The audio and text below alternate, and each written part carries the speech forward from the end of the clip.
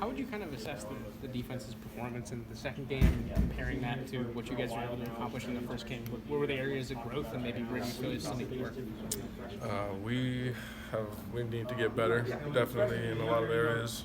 There's nothing really to it. We need to get better up front. We need to get better probably in the backers area. I'm not, can't really speak on them, but I know for the D-line especially, we need to tune some things, and if we do, we'll be fine. BJ was saying yesterday that Who? BJ Green and Trevez were both saying that kind of mentally more than physically was the change in the second half last week against UNLV in changing things. Is that what you saw, and just what really did change in that second half to only allow 19 yards? Just communicating more as far as the whole defense on the field, talking about who you have as far as assignment-wise, what you got before the play even starts. You kind of talk to the guys next to you, let them know what you're doing. That way, make sure you guys are both on the same page. So just probably communicating and being more dialed in. And the thing with me is just not getting embarrassed on TV. So one of those little things. What do you think about your own performance specifically? How have you felt about the first two games for you? Just probably definitely need to work on my hands more, getting them where I need to get them.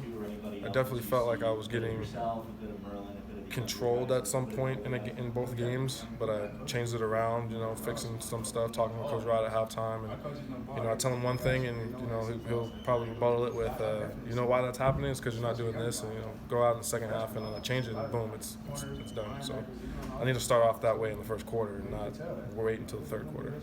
You're playing on the opposite side of the line right now than you were last year, correct?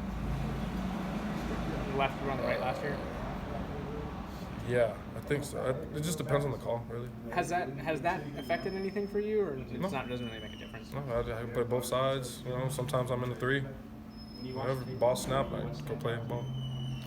You guys have had a pretty decent amount of success in at least your history here and under Herm, going on the road against ranked teams and showing up with important defensive performances and keeping the team in the game.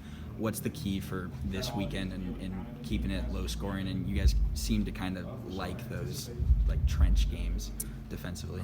Just treat it every week as it's a new week. We're back to 0-0. And if we just focus on our opponent, our assignments, we have a game plan that starts on Sundays, and we just need to work from there. After the week is over from the previous week, we don't focus on what was, move on. Basically, that's really the whole thing, is just move on, play your game, play how you play, and the coach always says that, players are going to make big-time plays in big-time games, so it'll be a real testament to see what happens. What have you noticed about BYU on film? What stands out about their offense? Kind of what do you think going into that game? Their O-line's probably the biggest O-line that I've been against in my college career. So I know a lot of them are returners, except probably maybe for one. So they got history together.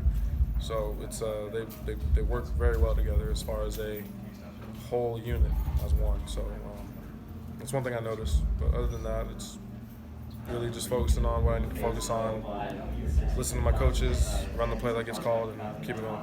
How much do you have to key in on the run game this week, just with the highly mobile quarterback that they've got, big offensive line? Is that a huge focus going into this game? Of course, just being mindful of everything, running quarterback, stuff like that.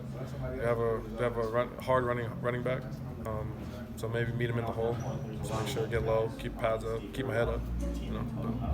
I know BYU last year, when the Pac-12 was not playing games, there was a lot of talk about them and Zach Wilson and all that, but personnel-wise, they've changed enough that with Hall playing quarterback, do you feel like the two games that you've seen against Arizona, against Utah on film, is that enough to get a good grasp on what to really expect from them? I really can't tell. It's just more of what did they run in the previous week that they might run this week. So I can't really go back too far as the gimmicks or formations and stuff like that. It's just, what did they run last week that was working and working and working?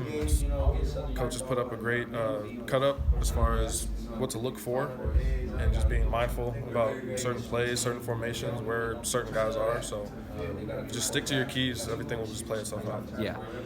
I know you've had history in your time here. You played at Colorado, you played against Utah. Those are elevation games. Is there anything different going into Utah, going into the mountains? Or that is the difference, the elevation. It does. It changes things. once you get into like a mode and you reach your second run high, it definitely helps. How long does it take to like get that grasp? I mean, on top of just being in the game and being your adrenaline going, you really don't focus on it.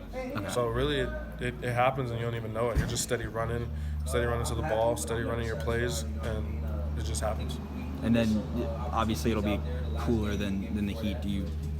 Can't wait. You're looking forward to that. Can't wait for the good 48 hours. Can't wait. All right. Thanks, Tyler.